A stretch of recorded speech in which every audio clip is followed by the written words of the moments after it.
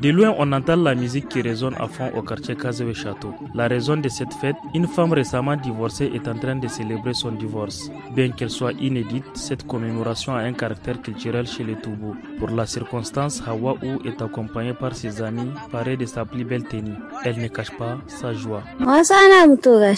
Nous faisons ces festivités pour montrer notre joie suite au divorce. On a déjà tourné la page. Vivement le prochain mariage. C'est un moment de réjouissance hors pair, vu le nombre de jeunes filles qui étaient présentes. C'est une culture de nos ancêtres. Comme vous le savez, dans notre tradition, la jeune fille ne choisit pas son époux. Ce sont les parents qui la donnent en mariage à la personne de leur choix. Donc après le divorce, la jeune fille se réjouit.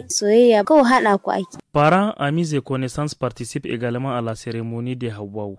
Ils se réjouissent pour elle. Cette invitée apporte des précisions sur cette pratique culturelle.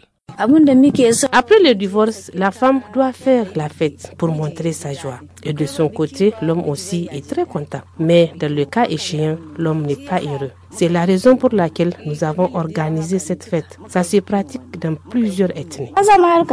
Beaucoup d'argent est dépensé pour la circonstance. Même si les deux conjoints souhaitent se remarier un jour, l'homme doit offrir des cadeaux comme des chameaux, une sorte d'amende pour répondre de sa faute. Même si le divorce intervient, on estime que c'est une bonne chose, comme on espère avoir mieux par la suite. Quand on parle de Toubou, c'est une personne avec une forte histoire, du Tchad jusqu'au Niger. Quand un Toubou décide de revenir sur sa décision, c'est honteux, car on considère qu'il n'est pas un bon Toubou. On peut même l'amender. S'il veut que sa femme revienne, c'est à lui de manifester son regret. Et selon la tradition, il doit donner quelques têtes de camélin.